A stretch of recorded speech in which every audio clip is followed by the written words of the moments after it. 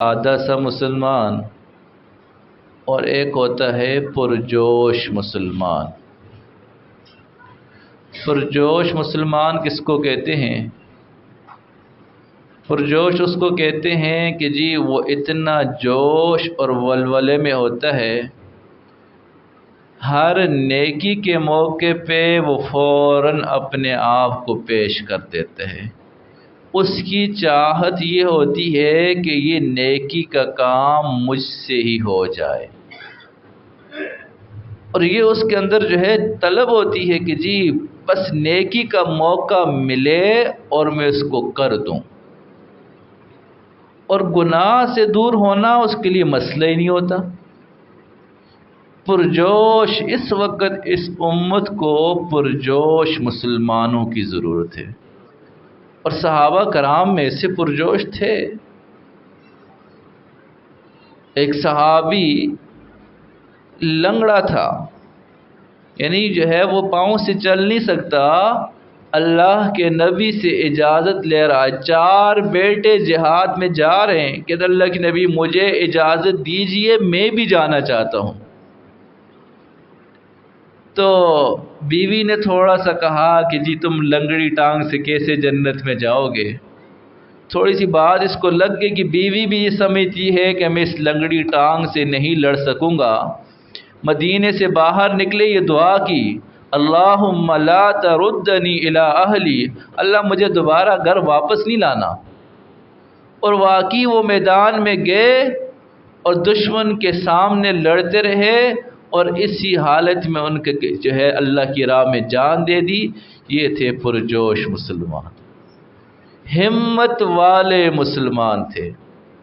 ایک غزوے کے اندر ایک نوجوان چھوٹا لڑکا آیا اللہ کے نبی سے اجازت طلب کرنے کے لیے، مجھے اجازت دیجئے کہ میں بھی لڑنا چاہتا ہوں۔ تو اللہ کے نبی نے اس کو اجازت دے دی۔ ایک اس سے بھی چھوٹا بچہ آ گیا کہ مجھے بھی اجازت دے دیجئے، کہ بھائی تم تو بہت چھوٹے ہو۔ کہ اللہ کے نبی آپ نے اس کو اجازت دی ہے، میں اس سے تو طاقتور ہوں، اگر آپ چاہیں تو ہماری کشتی کروا دیں۔ اچھا ٹھیک ہے جی، تم کشتی کر لو۔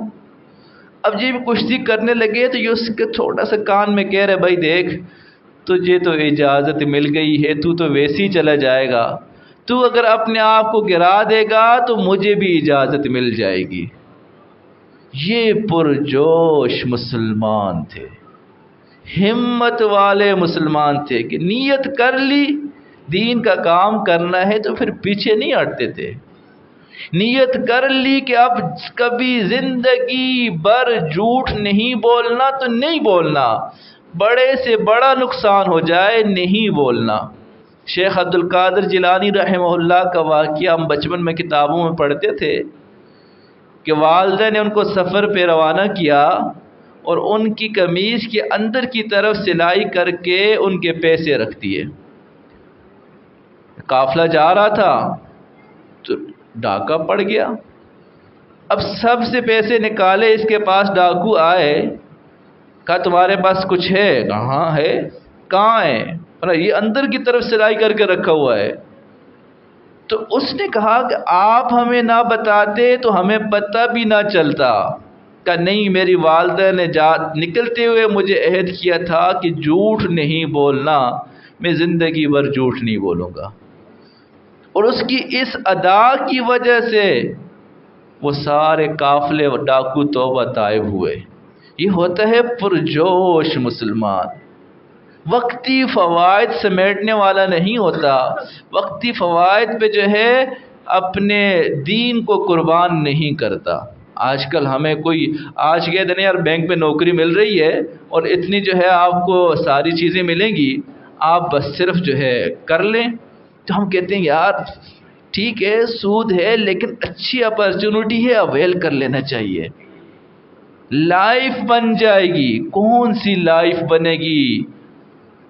سود کھانے والا، سود لکھنے والا، سود کا معاہدہ کرنے والا، ان سب پہ تو لعنت ہے۔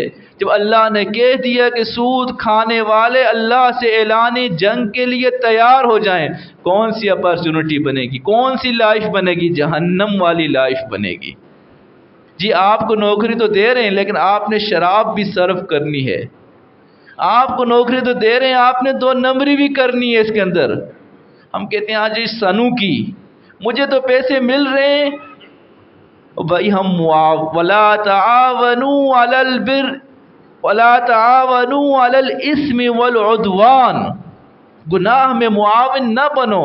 وہ وہی نہیں بنے گا جو پرجوش مسلمان ہوگا، ورنہ تو ہم کہیں گے جی ساری دنیا کر رہی ہے ہم بھی کر دیں۔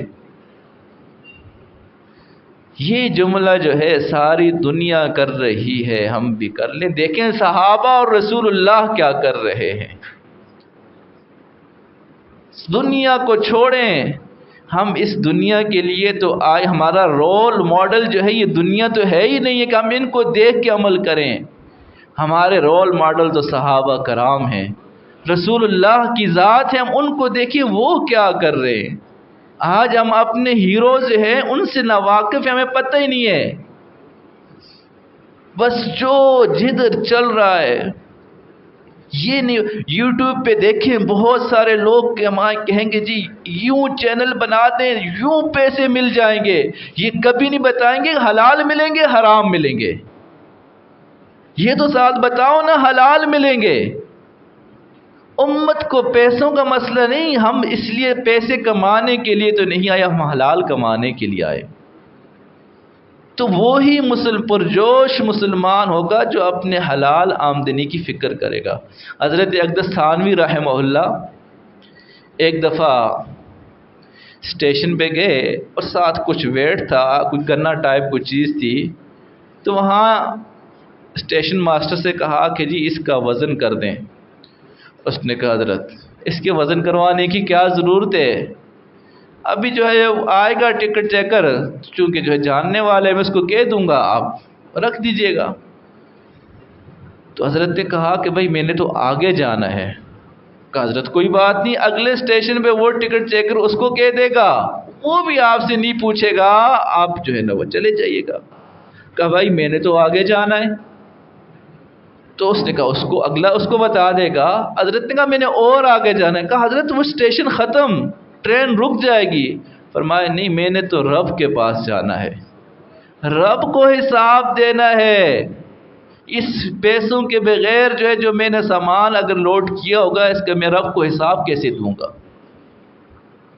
کئی دفعہ ہم جو ہے نا وہ ٹکٹ لیتے ہیں، اب پتہ تو چلتا نہیں ہے، اچھا جی یہ تو لگتی تو جو ہے 9 سال کی ہے، چلو اس کا جو ہے چائلڈ کا ٹکٹ لے لیں۔ 12 سال کے بچہ بچی ہوگی، 11 سال کی ہوگی، یہ فل ٹکٹ ہوگا۔ ہم عمر کم شو کر کے اس کا ہاف ٹکٹ لیں گے کہ ان لوگوں کو کیا پتا۔ بھائی ہمارا سفر تو لوگوں تک ہے ہی نہیں، رب تک ہے۔ کیا اس رب کو نہیں پتہ چلے گا ہماری اس حرکت کا؟ تو پرجوش مسلمان جو ہے وہ ایسا کام نہیں کرے گا۔ امام ابو حنیفہ رحمہ اللہ کا پڑھا، ان کا ایک تاجر تھا، کسی کے ساتھ مل کے کام کرتے تھے۔ کوئی کپڑا آیا تو انہوں نے اس کو کہہ دیا کہ بھائی اس کو بیچتے وقت اس کے اندر چھوٹا سا کچھ عیب ہے وہ بتا دینا۔ اللہ کی شان وہ اس نے بتایا نہیں یا بھول گیا، وہ کپڑا بیچ دیا۔ یہ آیا کہا کہ جی وہ کپڑا بیچ دیا آپ نے، عیب بتایا تھا؟ کہا نہیں بتایا تھا۔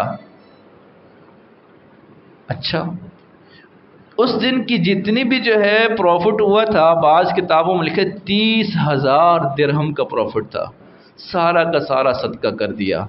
اور جس کے ساتھ پارٹنرشپ تھی کہا آئندہ آپ کے ساتھ پارٹنرشپ بھی ختم، کہ آپ نے ایک کپڑے کا عیب کیوں نہیں بتایا۔ یہ ہوتا ہے پرجوش مسلمان، کہ مسلمانوں کو فائدہ ہو ہماری ذات سے، ورنہ تو اذان ہوتی ہے ہم مسجد کی طرف نہیں آتے، پرجوش مسلمان نہیں ہے۔ جھوٹ آسانی سے ہم بول لیں، یہ پرجوش مسلمان نہیں ہے۔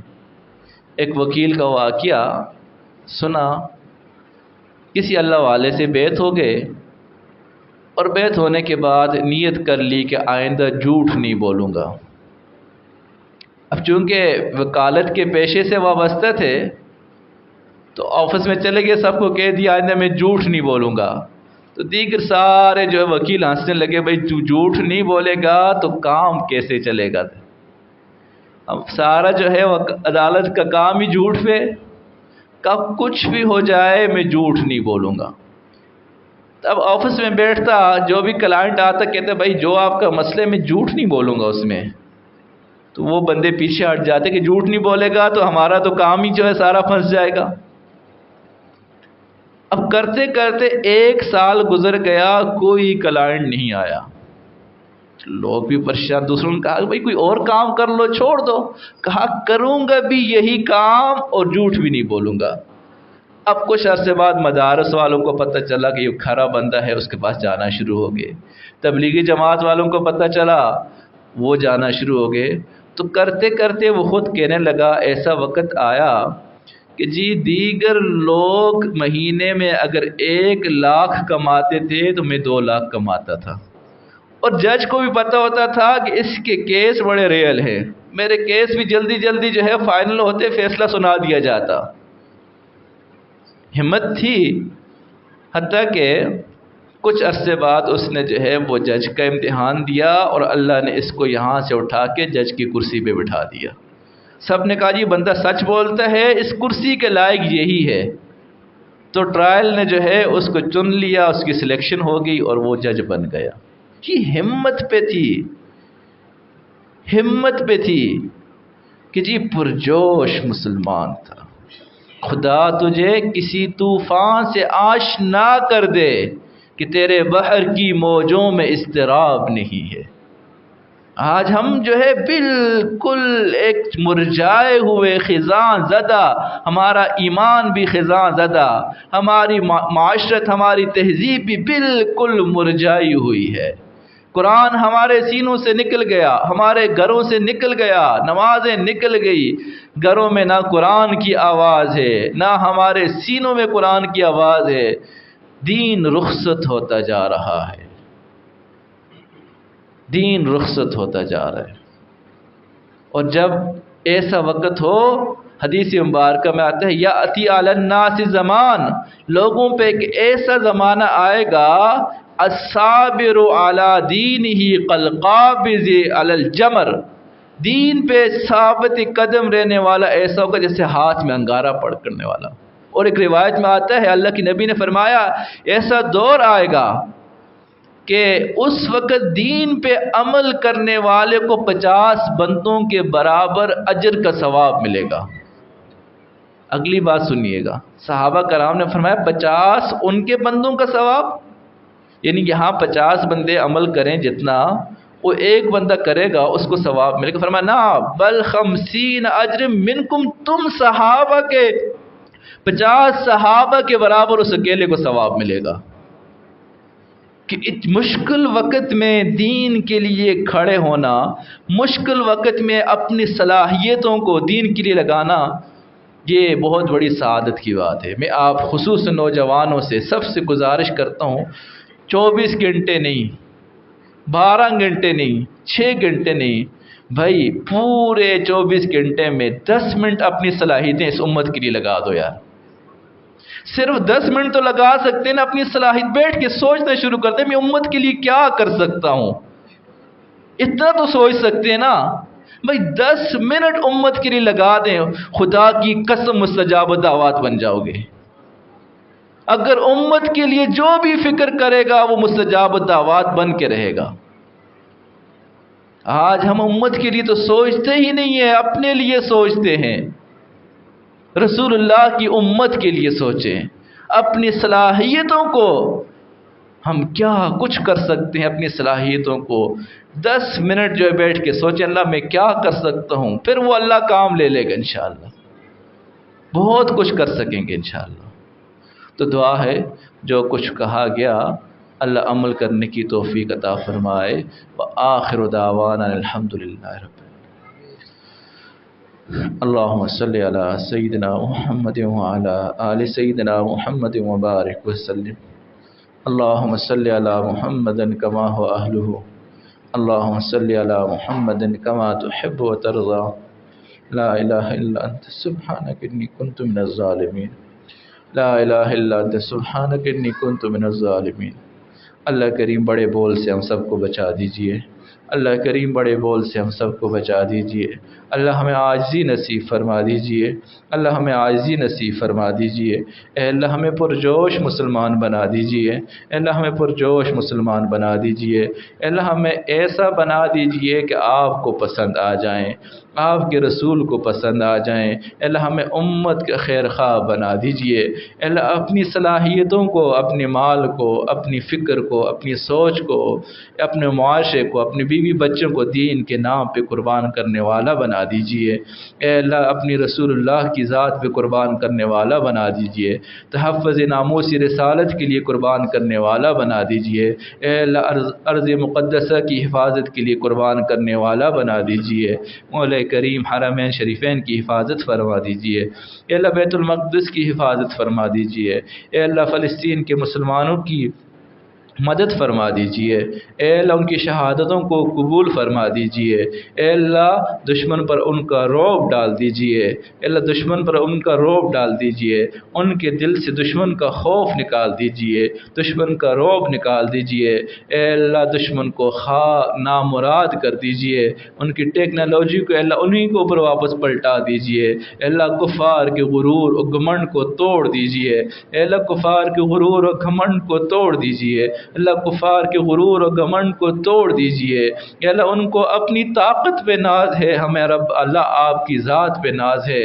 اللہ اپنی ذات کا سہارا ہم سب کو نصیب فرما دیجئے۔ اے اللہ ہمیں خود غرضی سے بچا دیجئے۔ اے اللہ ہمیں امت کے لیے کچھ کر کر دنیا سے جانے والا بنا۔ اے اللہ اس امت کے لیے کچھ کرنے والا بنا۔ مولا کریم جہاں جہاں دین کا کام جس جس انداز میں ہو رہا ہے اللہ ان کی مدد اور نصرت فرما۔ اللہ کریم ہمارے ساتھی جو یہاں بیٹھے اللہ ان کے بیٹھنا قبول فرما۔ اے اللہ ہماری اصلاح فرما، اے اللہ ہماری گھر والوں کی اصلاح فرما، ہمارے بچوں کو حافظ عالم بنا۔ مولا کریم ہمارے بچوں کو حافظ عالم بنا۔ اے اللہ آنے والی زندگی کو گزری ہوئی زندگی سے بہتر بنا، آنے والی زندگی کو گزری ہوئی زندگی کا کفارہ بنا۔ اے اللہ زندگی کے آخری ایام کو زندگی کے بہترین ایام بنا۔ مولا کریم ہماری دعاؤں کو قبول فرما۔ صلی اللہ تعالی علی خیر خلقہ محمد و آلہ وسلم۔